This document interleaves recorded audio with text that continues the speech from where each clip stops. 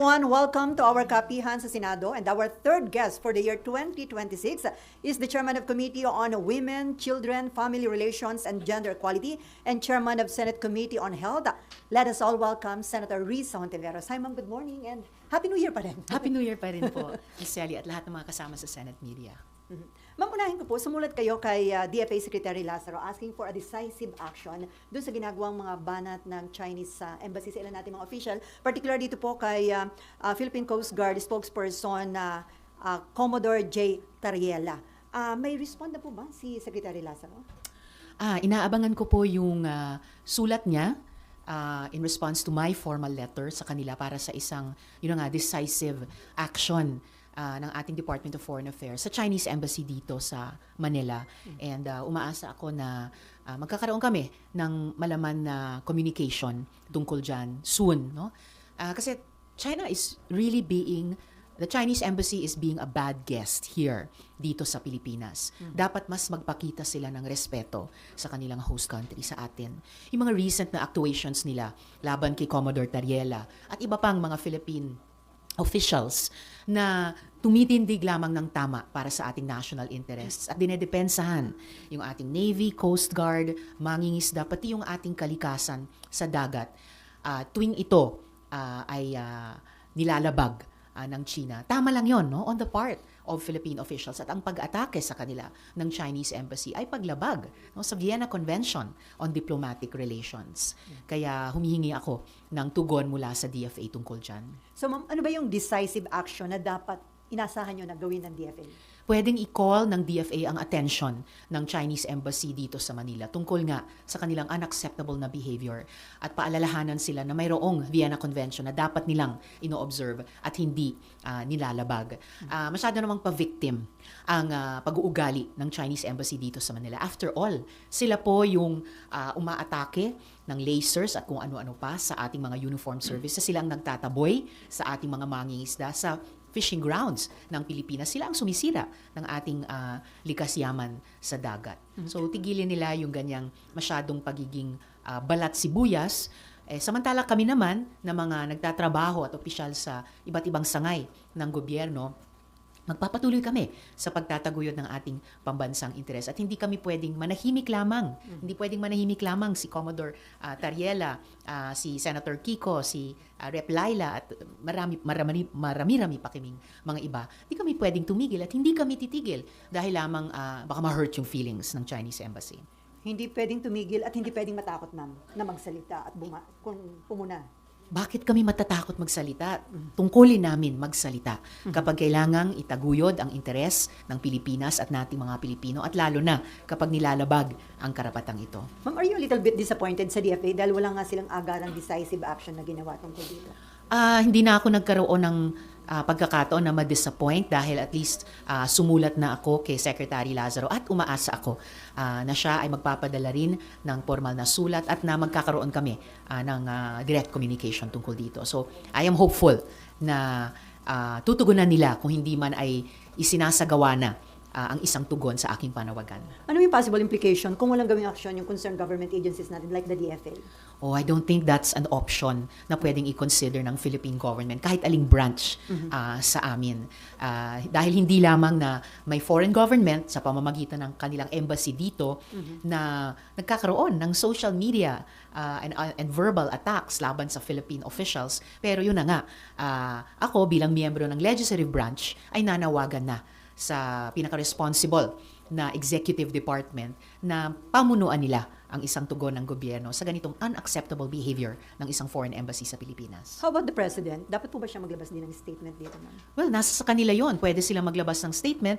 It would be consistent dun sa kanilang pagpihit sa dating foreign policy na halos exclusively nakatutok lamang sa Beijing papunta sa isang mas malawak na alyansa ng mga like-minded nations. So hindi lang bumabalik sa traditional alliance sa Washington, pero nagre-reach out at tumatanggap ng suporta sa mas maraming mga bansa na naniniwala sa rule of law at sea, naniniwala sa mapayapang conflict resolution at conflict prevention, naniniwala at kampi sa atin sa ating tagumpay sa Hague Tribunal, no, vis-a-vis China at yung kanya ngayong isinaisang tabing 9-dash line. Any related question?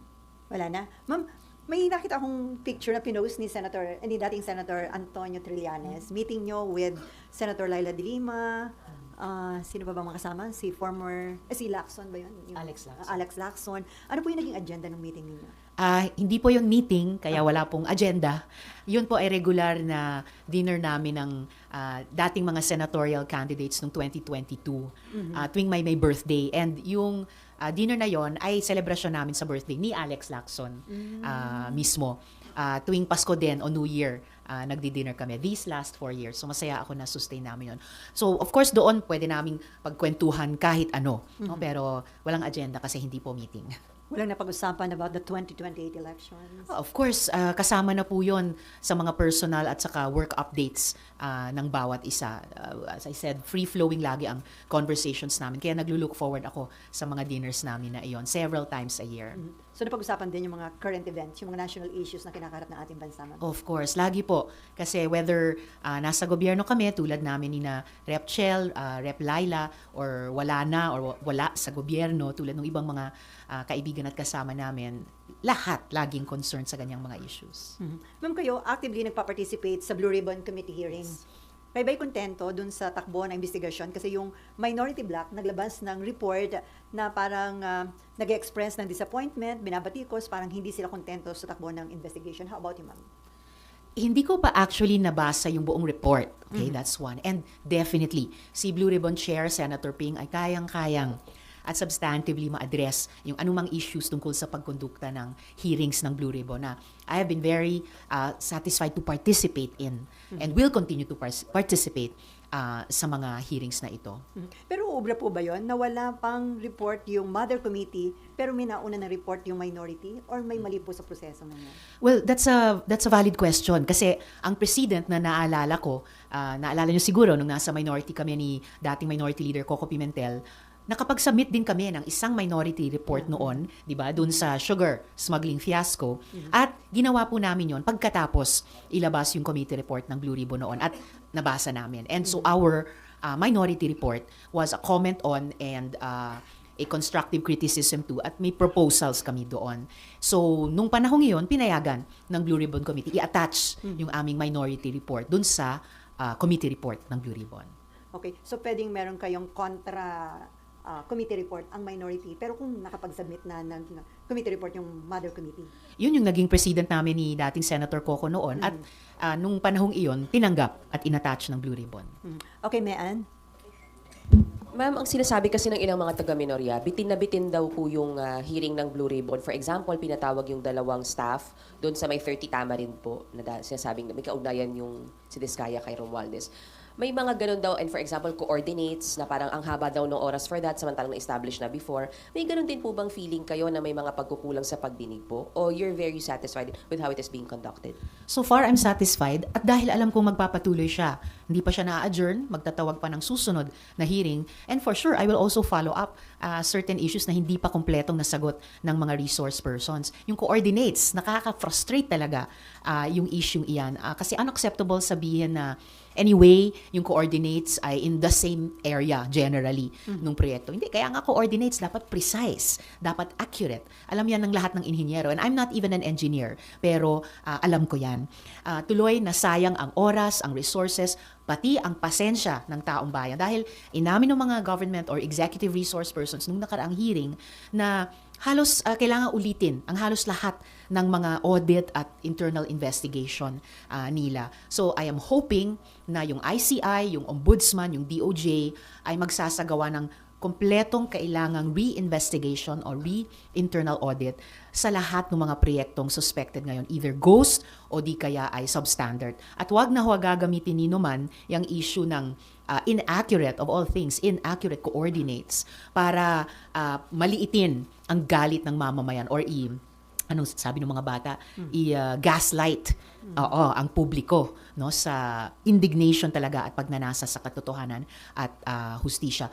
Yung dalawang resource persons na in-excuse na nung hearing, but I do recall na ako mismo hindi ako nagtanong sa kanila except for one, no, tungkol sa sino yung binanggit nilang law firm. Pero I recall na tinanong muna ni Chair Ping kaming lahat kung meron pang mga tanong sa kanila at nung wala nang nagtanong pa, bukod sa amin, ay sa kanila in-excuse. Wala rin namang nagpipigil, as far as I know, sa isang Blue Ribbon hearing, ongoing investigation, ipatawag ulit ang mga resource person na earlier na dismiss na. Na-observe ko yon nung investigations ng Senate Committee on Women and lalo na sa Blue Ribbon. Hello. Ma'am, comment lang din. Doon napansin na rin namin yung reaction niyo doon sa hearing. Pero may ilan na pong nagsabi na medyo makapal daw po yung mukha ni Curly Discaya. Medyo? Nang sinabi po niyang parang Sila nanakawan. I know, right? So, kaya talagang ilan sa amin halos mahulog sa silya. I mean, hello, sasabihin niya na ninakawan sila. Parang, parang hinold up tayo, tapos kailangan pa natin mag-sorry sa hold upper. I mean, tigilin na ng mga Diskaya yung ganyang pag-iiwas sa mga tanong or outright pag-deflect sa direction na gustong tahakin ng hearing. Kung talagang gusto nilang makipagtulungan sa gobyerno, simula na sa Blue Ribbon Committee, kung talagang gusto nilang matanggap sa Witness Protection Program, dito pa lang sa Senado, simulan na nilang sagutin ng tapat at kompleto lahat ng aming mga tanong. Tigilin na yung mga yun na nga, hold-upper, pretending to be the victim. Tigilin na yung mga pagdadahilan na kesyo hindi daw sila pinapasok ng City Hall sa office nila na, by the way, may credible source kami na hindi yan totoong nangyari. Sa halip na sabihin nilang wala na silang employees, kaya't hindi na ma-recover yung records. I mean, oh come on, no? Inamin mismo ni Sara Diskaya nung isang early hearing na definitely 2016 pa lang, nagsimula na silang tumanggap ng malalaking kontrata, pati sa flood control mula sa gobyerno. At tansya ng Blue Ribbon, from that 2016 to 2025, mga 305 billion pesos worth, kung di ako nagkakamali, ng kontrata ang na-secure nila sa gobyerno. Imposibleng ganyang kalalaking mga proyekto talaga ay walang paper trail at wala silang access doon. Ano kahalaga na makuha pa yung ledger? It seems to be the missing piece, ano? But right now, hindi talaga nilalabas. At minsan nang umoo si Curly Discaya sa Blue Ribbon Chair na isasubmit nila yan. So bakit biglang iba na naman ang tono nila at ang daming pagdadahilan, tinatapon pa sa DPWH na sila na lang daw ang mag-provide sa committee ng ledger na yan. It is a very important and big missing piece dahil the first 6 years na tumatanggap sila ng malalaking proyekto and therefore ng malaking pera date back to 2016. Sa akin, yung kay dating DPWH Secretary Bono, na-confront din po siya tungkol dun sa more than 2 billion na di umano ay kickback niya. Are you satisfied with the denial po? Well, some of my colleagues have already said na yung ganyang klaseng flat-out denial, bagamat isang defense siya, it could be considered a weakest defense. So, hindi rin po tumitigil yung Blue Ribbon at yung mga miyembro namin to try to tease out the complete picture. Do you think na-establish dun sa Blue Ribbon Committee hearing yung connection ni former House Speaker Martin Romualdez sa mga Diskaya sa pamamagitan ng dalawang babaeng witness, or medyo hindi gaanong na-establish? Well, for the first time again, nabanggit yung pangalan nila. So, I guess, bukas din yung pagkakataon na dumalo sila sa susunod na pagdinig at ibigay yung kanilang panig. After all, dati na siyang inimbita sa Blue Ribbon hearings. Si former Speaker Romualdez. Opo. Pero better ba kung mismong former owner nung bahay ang humarap sa Blue Ribbon Committee hearing? I think nasa kamayo ni Chair Senator Ping dahil nung natanggap nila yung information, ayun na nga, na-secure nila yung appearance at least nung dalawang witnesses na sabi nila may personal knowledge sila dun sa kanilang sinasabi tungkol kina Curly Discaya at yung dating speaker. So ma'am, the way na nagpa-participate si Curly Discaya, sa tingin niyo hindi siya talaga pwedeng mapasok sa Witness Protection Program, hindi siya cooperative? Of course, it's for the DOJ to say kung tatanggapin nila o hindi yung ganyang klaseng witness at bigyan ng proteksyon. Pero dito pa lang sa Blue Ribbon, hindi siya nagpapakita ng good faith, which as I understand is one of the requirements ng DOJ para mag-consider ng applicant sa Witness Protection Program na handa at talagang magsasabi ng buong katotohanan. And then kay Bonoan, yung pagsasubmit ng maling grid coordinates, sa tingin niyo attempt yun to cover up yung issue ng flood control anomalies? Kung sino man ang nag-submit, kung sino man ang nag-generate ng inaccurate, wrong grid coordinates at nag-submit nito, and sa ganyang submission, syempre, at sinabi niyon, may command responsibility, ang in command of any department who is the secretary. Tulad nung ibang resource persons namin, hindi ko mahulaan kung ano yung original motive, but the effect is so negative. Dahil lalong pinahirapan, hindi lang yung pag-imbestiga dun sa original na crimes, pero lalong pinahirapan mismong yung ongoing nilang mga internal audit at investigations. Sinayang yung mga naunang ginastos in human and financial terms at pinilit na kailangang ulitin. So it's a double frustration sa ating publiko. Okay, Amor. Mama, ano po for you yung kahalagahan nung naging testimonya ng dalawang witnesses na may role si Curly Discaya dun sa pagbili ng property ni ng former Speaker Martin Romualdez?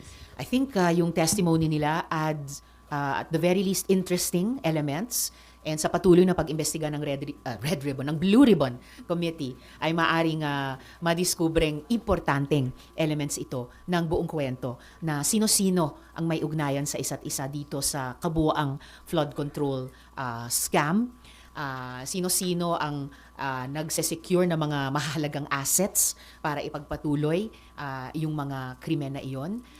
So I think we have yet to establish how important their testimony is, but at the very least, it's interesting at hindi pa kumokontra sa ibang mga testimonya at ebidensyang narinig namin. Sa mga susunod na hearing ay ipupursue itong issue na to? I may, kasi syempre nung narinig na namin yon sa hearing, patuloy din namin i-research yon. And ma'am, sa minority report po kasi sinabi na si former speaker ay either complicit with the crooks or negligent in his job. Either way daw po, he remains liable. Do you share the same opinion doon sa minority? Leadership has greater responsibility talaga. And kaya rin, sinimulan at ipinagpapatuloy ng Blue Ribbon ang investigasyong ito. So that principle is shared among all the members and of course the leadership of the committee. And ma'am, if ever nga na may formally na, paano po ba, formally ma-file itong minority report na to, would you be willing to support it? Or paano po ba, dahil you're part of the majority, you will just be you will just fully agree with the committee report, or may chance pa rin that you will support this minority report, considering that you share the same principle pagdating dun sa stand nila with the former speaker? Again, the whole committee, led by the chair, shares that principle na of command responsibility. Kaya nga, Blue Ribbon siya, di ba? Kasi nag-iimbestiga ng misfeasance, malfeasance at non-feasance sa pagtupad ng mga tungkulin naming nagtatrabaho sa gobyerno. So, first things first, tulad ng anumang komite na mag-iimbestiga, magda-draft ng committee report yung leadership. Iikot sa bawat isa naming mga miyembro. At dun muna akong magbibigay ng comments sa findings at recommendations. Tapos kung mag-submit ang minority ng minority report, of course, the majority led by the leadership will consider it and magdidesisyon kung tulad nung nakaraang karanasan namin ni dating Senator Coco, i-attach ito sa committee report. Timeline lang po, nabanggit po kasi ni Senator Ping na baka raw po by the resumption of session ay may committee report na. May update po ba on the timeline considering na may mga bagong issues that were discussed sa last hearing? Wala pa naman akong firm update kung kailan ang susunod na pagdinig dahil suspended pa lang yung hearing at kung ano yung final timetable para dun sa pag-generate ng committee report. So I'll wait to hear from the chair. Ma'am, considering na tuloy-tuloy na investigasyon ng Ombudsman, ng DOJ, may mga nakasuhan na ho sa Sandigan Bayan, may mga nakakulong na, do you think it's about time na tapusin na rin ang investigasyon ng Senate Blue Ribbon Committee, or dun sa mga nagiging developments sa tingin nyo dapat pang ituloy dahil nakakatulong ang Blue Ribbon Committee sa investigasyon ng DOJ at Ombudsman? Oh, definitely nakakatulong ang Blue Ribbon and gaya ng naranasan natin many times before, pwede namang at nagpapatuloy nga ang isang investigasyon kahit ongoing na rin yung case build-up, yung filing of charges, yung pagdidinig ng mga kasong ito sa korte hanggang pa sa pagpapakulong ng mga mapatunayang guilty. Naranasan din namin yan paulit-ulit sa Senate Committee on Women. So definitely, lalo na no different for the Blue Ribbon. Kung kailan magdidesisyon ang Blue Ribbon na mag-adjourn na at mag-finalize na ng committee report, all of those, kung ano yung inabot naming findings and recommendations by then, will remain useful dun sa side naman ng executive. At kung ano pang mga issue na maaaring gusto naming i-follow up beyond the ending of the Blue Ribbon investigation, ay pwede pa rin naming i-submit bilang mga resolution sa mga respective committees dito sa Senado. And I look forward to that kahit sa Senate Committee on Health. Ma'am, yung existence ng Independent Commission for Infrastructure, yung ICI, useless na ba? Considering na hindi na rin nag-appoint ng kapalit ang Pangulo dun sa mga nagsipag-resign na miyembro ng ICI. It's about time ba na i-abolish na yung ICI? Yung original na sense ko sa ICI ay hindi dapat i-abolish or lalong pahinain. Kaya nga, isa ako sa mga nag-file dito sa Senate ng bill para palakasin ito, bigyan ng mas malakas na mandate, bigyan ng klarong budget. So, it would be regrettable. It is regrettable na hindi nag-appoint si Presidente ng mga dagdag na commissioners kapalit ng dalawang nagbitiw. Of course, bukod sa ICI, nag-file din ako at ilan sa amin ng bills para magtayo ng Independent People's Commission para imbestigahan ng kompleto at maayos itong lahat ng mga, hindi lang flood control, pero iba pang public works and even iba pang department projects, no, na sinubukan na rin naming ilagay sa mas maayos sa pamamagitan ng budget process nung nakaraang taon. Kung ano man yung magiging kapalaran ng ICI, we should engage and strengthen yung mga different fact-finding bodies na pwede namang magtrabaho parallel sa isa't isa para yun nga, buuin yung kwento ng nangyari at mag-institute ng mga malalakas na reforma. Una, para singilin ang accountability ng lahat ng may sala at pangalawa, para pigilin o at least man lang bawasan in large part na mangyari ito ulit. Okay, Marlon.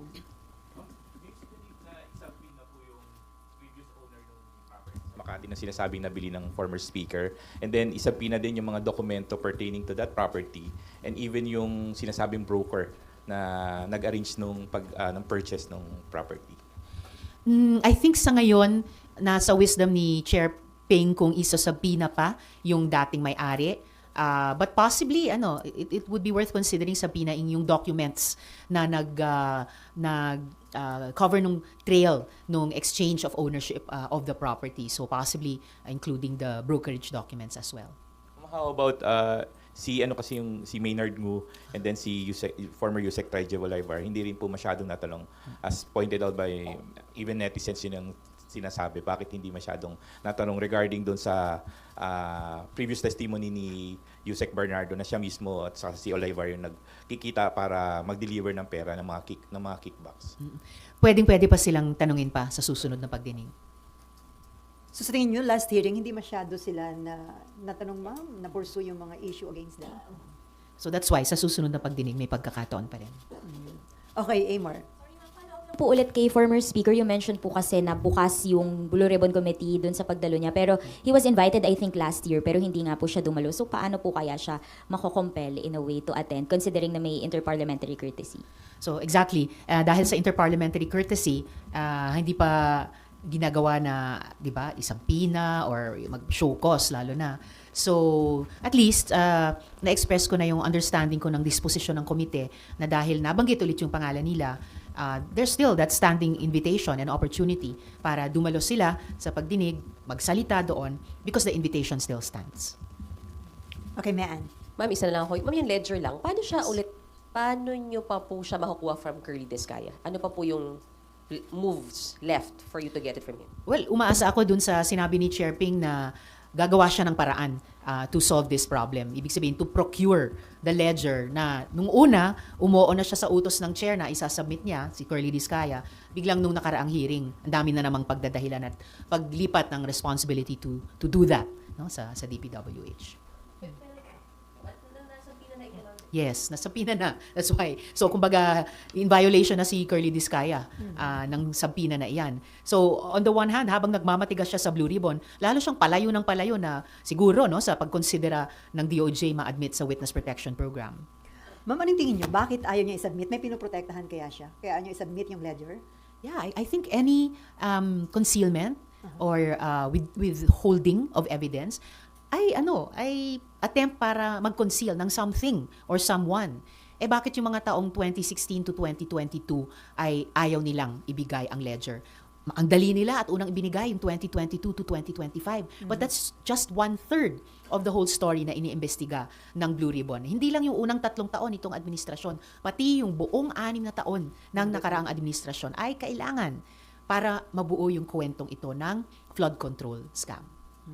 And then, as chairman ng Committee on Health, ma'am, kontento ka ba na yung about 51 billion pesos para doon sa medical assistance for indigent and financially incapacitated patients ay nasa kamay ng Department of Health? According to Doc Tony, parang baka daw better kung ilipat ito sa PhilHealth. At possible pa ba yun considering na-approve na yung GAA for 2026? So of course, by now, ginagastos na ng gobyerno, ng executive yung na na formulate naming budget para sa taong ito. So we have to move forward. Kung ano yung wins natin, lalo na para sa health budgets, both DOH and PhilHealth, kasi bukod dun sa 51 billion para sa MAIFIP, sa DOH, andun din yung about 16 billion mula dun sa originally overpriced DPWH budget na ilipat namin sa PhilHealth bilang ang partial pambayad utang ng executive sa PhilHealth. We will pursue that track in the next years dahil mayroon pa ring malaking pagkakautang ang gobyerno sa PhilHealth. But as far as the MAIFIP is concerned,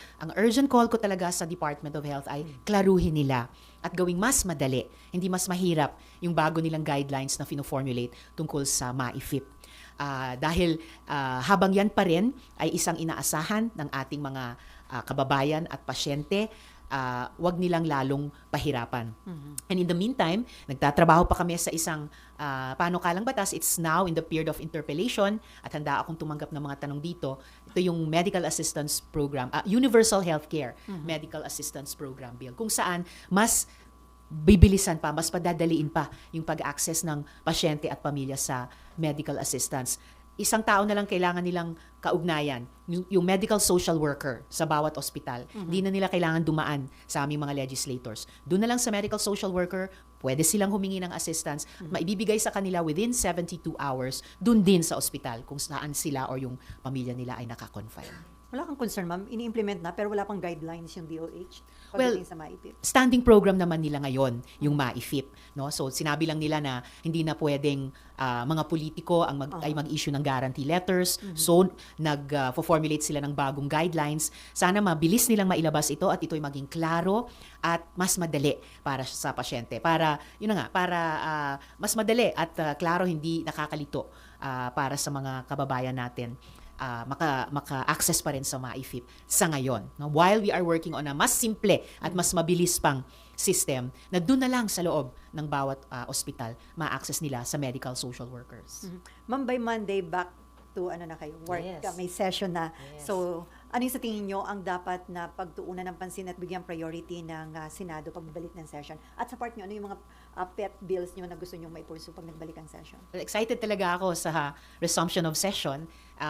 For one, dun sa Committee on Health, may dalawa na po kaming bills na handa na para sa approval on third and final reading. So, ito yung HOSIP, no? That's one of them.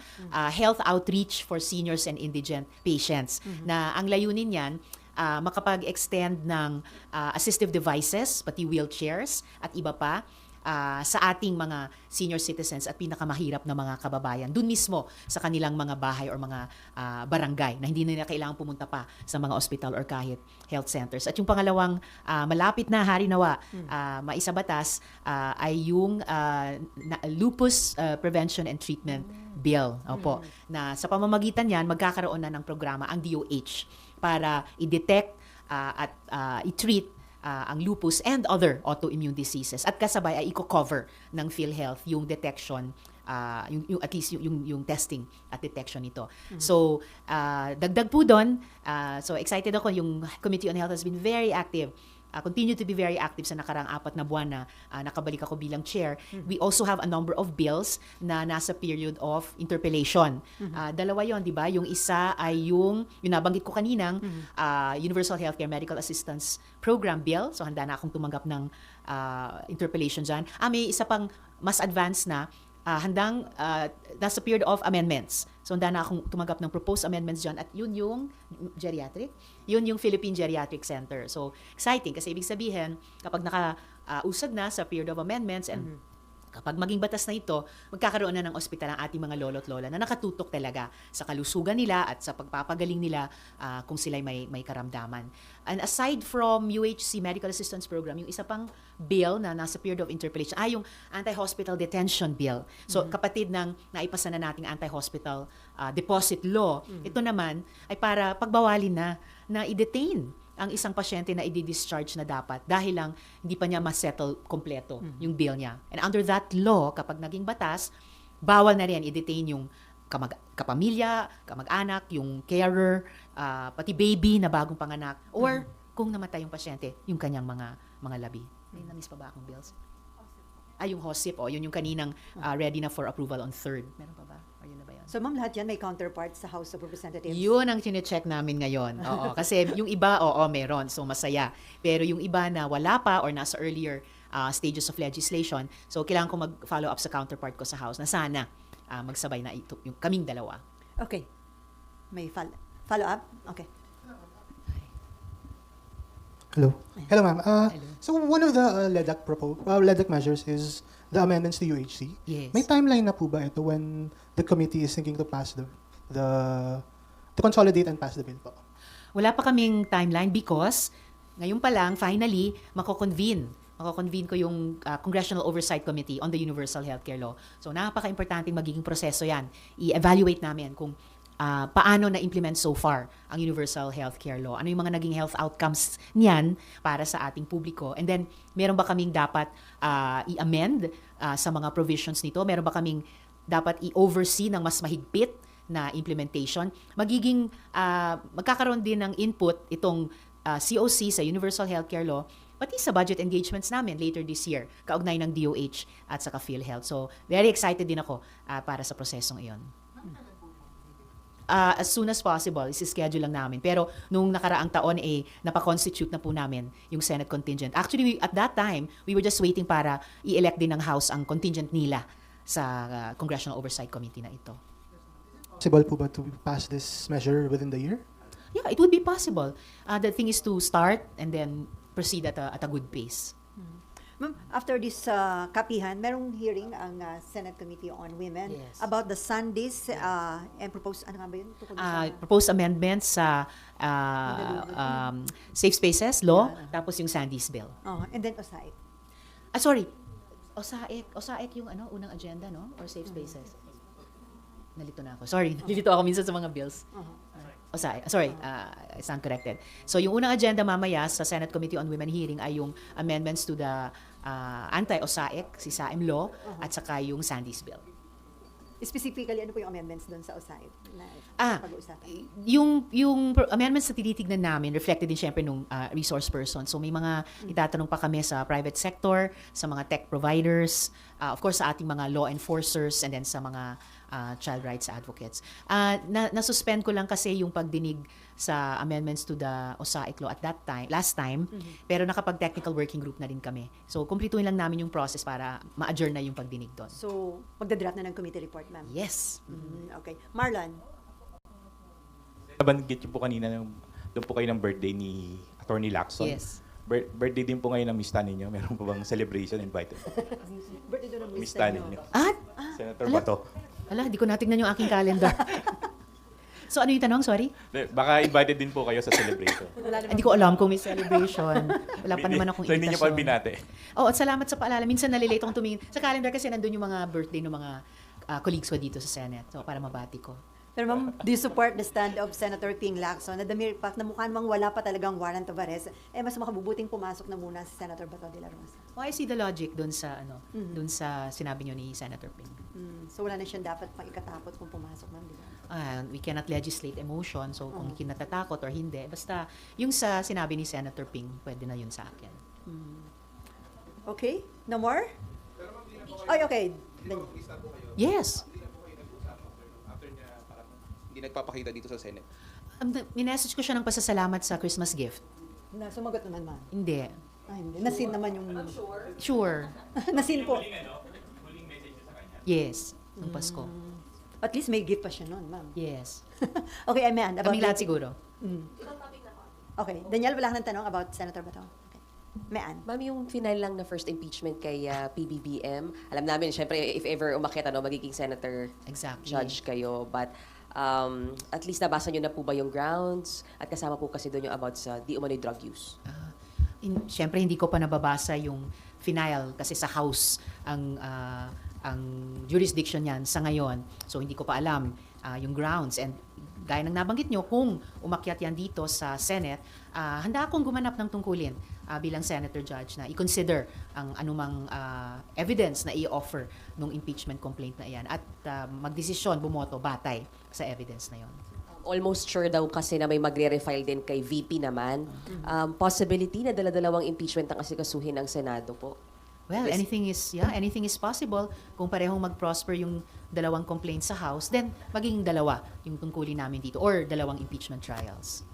So ma'am, ano yung nakikita mong implication sa stability at economy ng bansa kung dalawang highest leader of the land ang may impeachment case, ma'am? Well, of course, hindi yan ideal situation, but ang prinsipyo din naman sa puso ng anumang impeachment complaint, kung umabot dito sa Senate, ay na nag-pass ng judgment ang House na anong language nila, yung sufficient inform and substance, na may humihingi talagang mamamayan ng accountability on the part of public officials. And nobody can quarrel with that principle of accountability of public officials. Kahit po ang usapin ng stability or yung attractiveness ng economy ay nakasalalay din sa perception, unang-una nating mga Pilipino, and then pati ng international community na may transparency and accountability, that aspect of good governance sa loob ng bansa. So, although it's not an ideal situation, kung magkaroon man ng dalawang sabay na impeachment trials, tungkulin niya ng Senado, and in the longer run, kung ma-resolve or magsara yung dalawang trials satisfactorily or properly, in the long run, it should contribute sa pag-unlad ng ating bansa. Ma'am, yung articles of impeachment against BP na nakakiyat dito sa Senate, hindi na actionan forthwith under the former Senate leadership. Ngayong bago na yung liderato, under the leadership of SP Soto, ano yung na-expect ninyo, ma'am? Sinabi na ni SP yon. Sabi niya, forthwith. So makakaasa ang publiko na ma-actionan yun forthwith. Yes, kung umabot yun dito, yun ang pangako ni SP Soto sa ngalan naming lahat na agad naming tatrabahuin.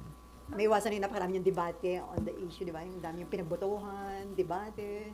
Well, I think yung dapat na proseso sa Senate sa isang impeachment trial ay nakalatag naman na. And then, yun, yung nasaksihan nyo nung nakaraang taon, mag-formulate kami ng rules and constitute as a court. So, gagawin namin ang aming tungkulin. Okay, last question from Ann. Okay. Ma'am, sorry, pero may usapan na po kayo, mga senador, dun sa scenario ng possible 2 impeachment cases reaching the Senate? Wala pa naman. Kasi nagsimula yung mga filing nitong adjournment. So, wala pa kaming pagkakataon na sama-samang pag-usapan ang malamang individually iniisip na namin kung paano i-approach yung trabaho. Okay, no more? Wala na? No more?